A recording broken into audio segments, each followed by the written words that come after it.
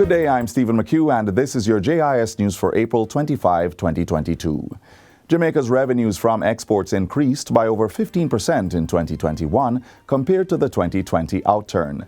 Data from the Statistical Institute of Jamaica, STATIN, reveals earnings of just over $1.4 billion for the year. Director General of STATIN, Carol Coy, says the increase was largely spurred by higher exports of mineral fuels, which went up 75.5%. There was $1.28 billion in domestic export earnings, a 10% increase, driven mainly by manufacturing and agriculture industry exports. Over the past 3 years, the manufacturer's industry share to total domestic exports moved from 30.8% in 2018 to 56.3% in 2021. Ms. Coy gave the update during STATIN's digital quarterly media briefing last Thursday. She says increased exports of yams, fruits, beverage, and coffee were the main contributors to the rise in the agricultural industry's outturn. Exports of yam increased by 4.4%, while earnings from fruits and beverage crops and coffee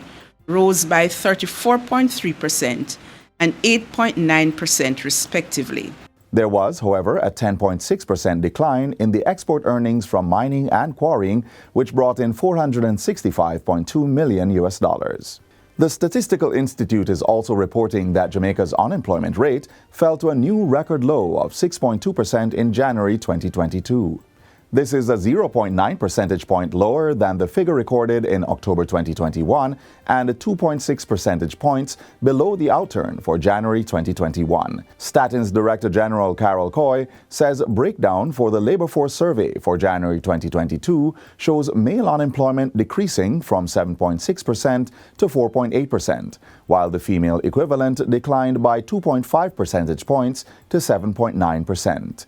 Youth unemployment is now at 17.7%, reflecting a 5.1% drop.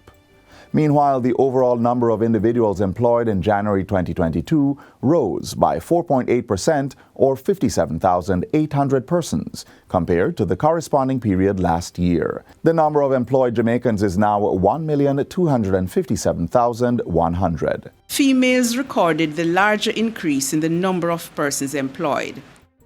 The number of employed females grew by 5.5%, while for employed males the increase was 4.3%.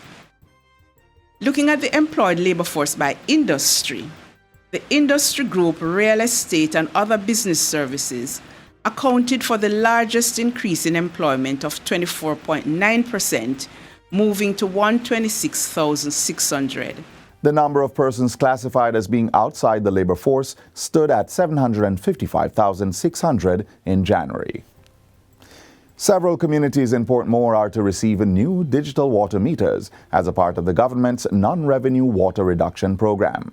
The program looks to improve service delivery in communities and cut revenue losses for the National Water Commission, NWC. Minister without portfolio in the Ministry of Economic Growth and Job Creation, Senator Matthew Samuda, says 20,000 digital meters will be installed. These meters are accurate and should be embraced by the customers as the bridge between them and the NWC.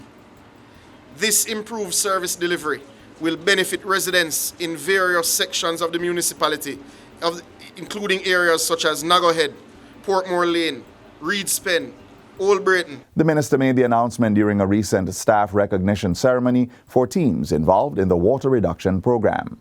The program is a partnership between the NWC and Maya, a global water efficiency company. Crab vendors operating at Hero Circle in downtown Kingston now have newly constructed stalls for their businesses.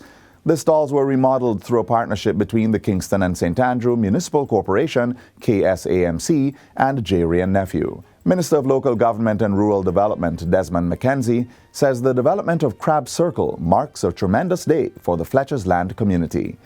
He has urged the vendors to show their gratitude by taking care of the stalls. This is an investment not by Ray and Nephew, but it is an investment by the vendors themselves, because at the end of the day, if it fails, it's not Ray and Nephew that will fail. It will be you, the vendors, who have not demonstrated and accepted the kindness of J. Ray and Nephew in assisting in this project. Meanwhile, Mayor of Kingston Delroy Williams hinted that Harborview was being looked at as the next corporate area location to receive attention from this same project, while other locations will be introduced in short order. And finally, the Ministry of Education is seeking the help of CARICOM's Council for Human and Social Development, COSOD, for an extension of this year's CXC exams.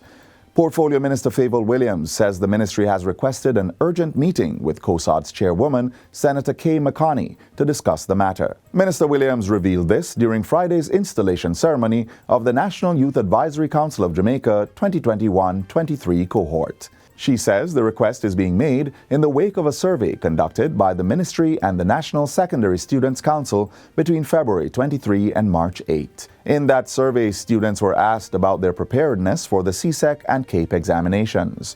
Of the 2,812 students surveyed, 1,754 of them expressed the need for additional time to prepare. But Minister Williams says that despite numerous appeals, the Caribbean Examinations Council, CXC, did not grant an extension of the examination dates, instead suggesting that students who are not ready should defer. She says the ministry disagrees with that position and will continue to advocate for the extra time. We believe that our students in Jamaica and across the region have been significantly impacted. They have tried, especially students who have their school-based assessment work to do. They absolutely need more time. And so we will be advocating strenuously for this. And that's it for JIS News Today. I'm Stephen McHugh. Thanks for watching.